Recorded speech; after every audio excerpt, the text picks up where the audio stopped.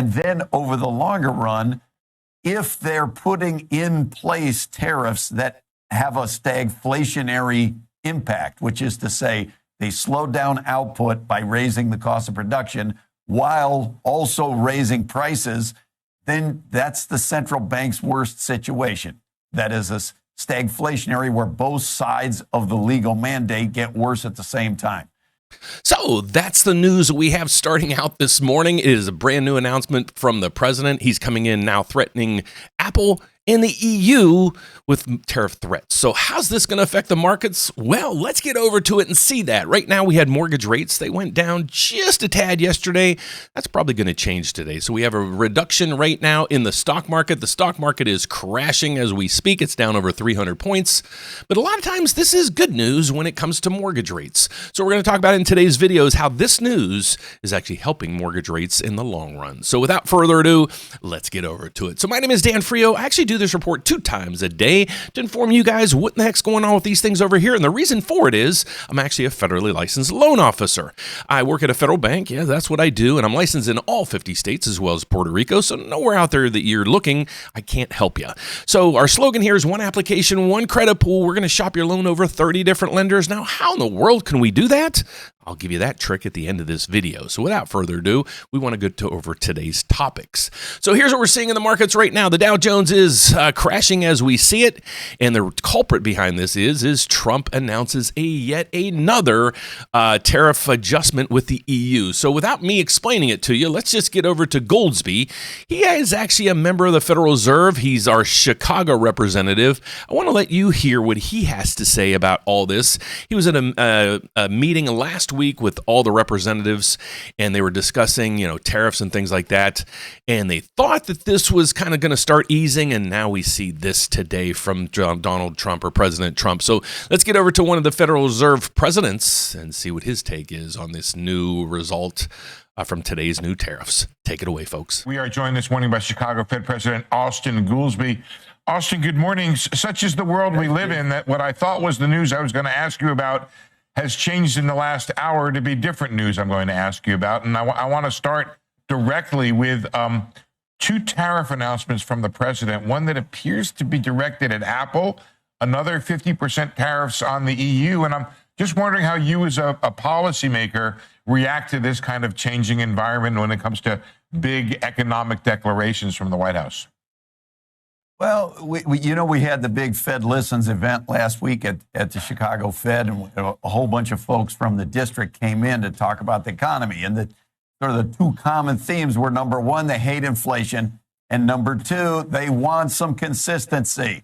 The CEO of a construction company said for them, we're now in a put your pencils down moment where they just have to wait if every week or every month or every day there's going to be a new major announcement. They just can't take action until some of those things are resolved. So the scary thing about this part is Goldsby, he's usually the most positive about all this. So when he starts, being concerned and then thinks about stagflation, that's when I start to worry. So let's let him finish out the rest of this, and then I'll kind of put my 2 cents in at the end. It's not surprising. That's the environment that we have been in, but it does just heighten the amount of, it's more than uncertainty, it's the non-consistency that for bigger decisions, the businesses are saying that they need to have some idea that it's going to be a constant that they can count on when making the investment. So the uncertainty is one thing. What about what's being discussed? For example, a 50% tariff on imports from the European Union. Is that a big enough thing to be a macro factor to affect policy? That sounds like, to go to 10% was going to be the highest tariff rate that we had on the world in 90 years. To go to 50% is a completely different order of magnitude. Now, at the Fed Listens event, and when I'm out in the district, here, the Chicago district covering the Midwest is the most export and import trade tariff exposed district of all, including 4 of the top 7 highest exposure states. as they look at tariff rates that are that high, that would be really scary for the supply chain. But there was at this event an expression that maybe this is just a stepping stone, and that on the back end of this thing, we could get some new deals. We could open up some new markets. Maybe this won't happen. But if every few weeks we're going to get new and larger tariffs, there was a lot of anxiety that it's going to disrupt the supply chain and kind of take us back to an environment of rising costs like the ones we experienced in 21, 22, or even with the supply disruptions of 2020. So not to be too reductive about it, Austin, but what does it mean for policy for you when it comes to, am I willing to cut? Am I willing to hike? Do I need to stay the same?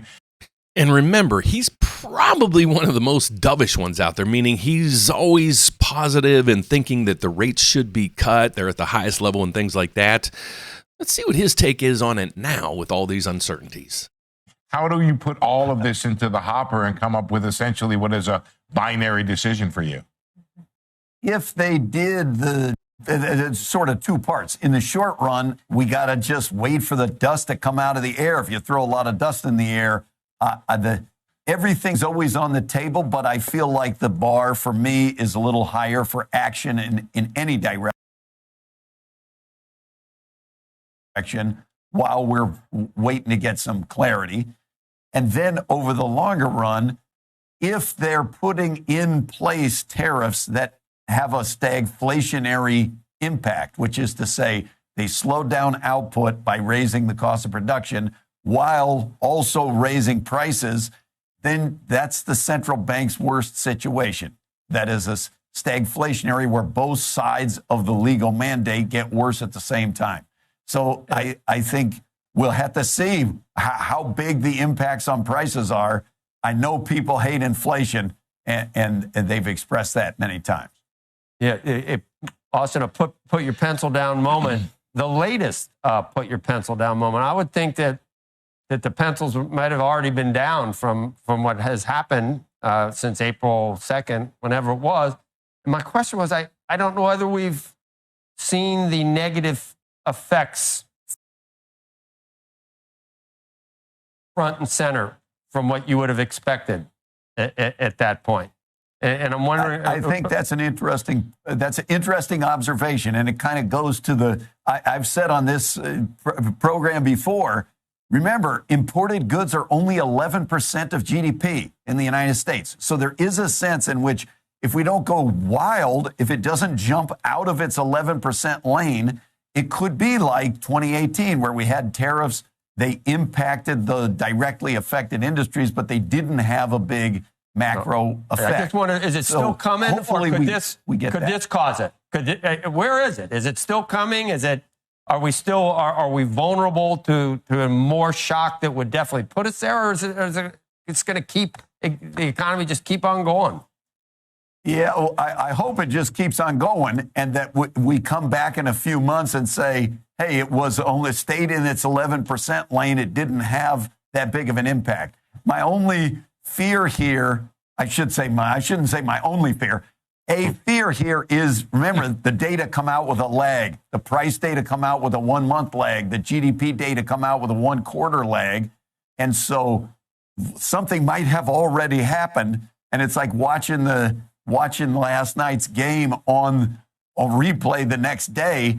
If you already know the outcome, you're not feeling that great about it as it's going along. So if we get multiple months like the last month where inflation is not accelerating, then I would definitely feel a lot better about it. Hey, Austin, all of this news happening this morning, so we've completely changed the focus of what we would have been asking you about. Yields are down slightly this morning, but those higher yields that we've been watching all week, I just wonder how big of a concern that is for you, how big of a concern it is for the business leaders that you've talked to along these lines. If rates are going higher, regardless of what the Fed decides to do or not do, what you think about losing control of the long end of the curve, and what you think about what that means for the economy. Yeah, each of those is critically important. Now, the market determines the long rate conditions. As you say, the Fed, we're setting the Fed funds rate. We're looking at the short end. Okay, so that's one of those lessons that we talk about where I say President Trump is kind of at odds with the Federal Reserve because they kind of handle the front end of the yield curve. And we talk about this all the time. That's why mortgage rates, they're not going to go to 5.5% or 6% anytime soon because the front end that the Federal Reserve controls is high. The federal funds rate is 4.25% to 4.5%. So you usually add 1.5%, say 2% to that. That would be maybe your mortgage rates. That's where we're at 7% right now. There's a bigger adjustment in there for the risk premium, but that's exactly what I wanted you guys to hear in this video. I'll just conclude it. There's only a little bit of time left, but this was kind of right in the wheelhouse of exactly what's going on. Every day something's changing. I get a lot of grief down below. I don't know what I'm talking about and things like that. Folks, when the Federal Reserve members don't even really know what's around the next corner, how do you expect me to do it? So I'm just trying my best to kind of explain this to you and just put it in layman's terms to help you understand kind of what's going to happen and what's going on and what the expectations are for this. It's kind of like, hopefully you're going to Economics 102 now versus 101. We're getting a little more advanced. So let's conclude this, and then I'll be back to show you market reactions and the market news that we have so far today. The long end are the conditions in the economy, and those can be causes or those can be symptoms. To the extent that the conditions are getting tighter on the long end, that does affect investment decisions, consumer durable purchases pretty directly. So I would think want to factor that in is there going to be slowdown? At the same time, if we're going to get a big fiscal stimulus that's pushing back the other way in the short run, we have to weigh off considerations like that too. So I don't know what he really was talking about there at the end, but a lot of this, let's see what market conditions are. The market is closing at 1 o'clock today for Memorial Day weekend, folks. So I just want to show you this. The MBS was up a little bit more than this just now, but we're going to continue and watch this throughout the day to see how mortgage rates go. So I will be back a little bit early today to do my closing bell because the market does close a little early. So let's just go through it. Mortgage rates, they're poised to go down a little bit today. So let's go over to our short-term, mid-term, and long-term views. I told a lot of viewers out there that I would start doing this. Short term, folks, I would lock in. As soon as you kind of put in your application, at this point, I would lock in because every morning we wake up to things like this. Midterm, like he was just saying, we're going to see how this dust settles. And if the dust settles in a good way, you're going to see mortgage rates starting to ease back because of all these fears of inflation, recession, now stagflation. I'll have a report this evening about what stagflation means to the economy, what it means to you and me with our pocketbooks, and what it means to real estate. So I'll have a video about that later this afternoon to really explain stagflation to you and what that means. It's an ugly word, and we don't want to go there. Right now, this is basically what all the news is right through here. President Trump, he threatens Apple. He wants more and more products made here in the U.S. That's going to be tough to have very, I guess I'll say, low-skilled labor when it's, they have basically these labor camps over in these other countries. Are we going to have that in this country? Probably not. So unless you want your Apple phones to kind of double or triple in price, there's going to be a need for some labor overseas for cheaper labor. I hate to just say it that way. On the bond market, we have the bond up 6 ticks. It's ticking back down right now. It's up 7. So I'm expecting just today to be completely flat. We already had the shock and all, and it's a short market today. Go over to the CNBC. Here's what the indices are doing right now. All the way across the board, the indices are down because of the Trump threat. We do have the VIX up again, another 13 points, now over 22. If you're new to the channel, what the VIX is right over my head, we look at that as basically the blood pressure of Wall Street. The higher that number is, the more the blood pressure's up, and it was 18 the other day, and now it's at 22. So that's telling us the market's a little bit skittish. As of the news for today, we have new home sales just came in. They way beat expectations. Last reading was 670,000 units sold. It was supposed to go up a little bit to 694.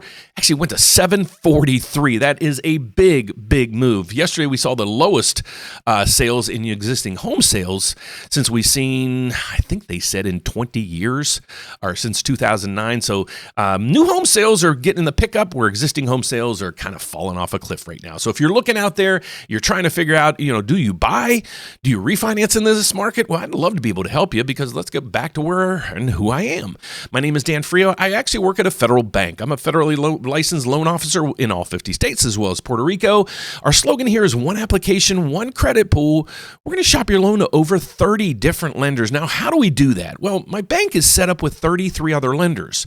How that helps you is we set that up just for you guys because we know your concerns are, I don't want to call 5-6 different places and get quotes because everybody's going to pull my credit and everybody's going to ask the same questions. I got to upload all this stuff. Let us handle it.